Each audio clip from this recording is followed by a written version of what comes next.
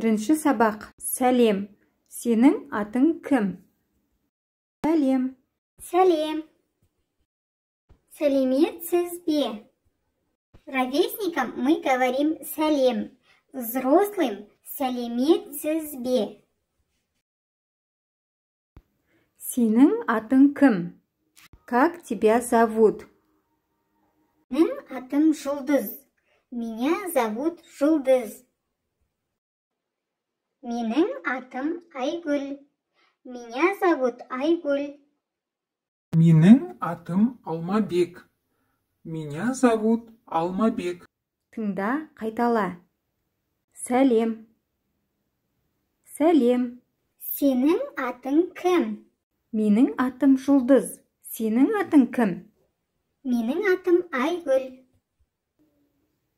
Сәлеметсіз бе? Здравствуйте. Сәлем. Привет. Сенің атың кім? Как тебя зовут? Менің атым, меня зовут.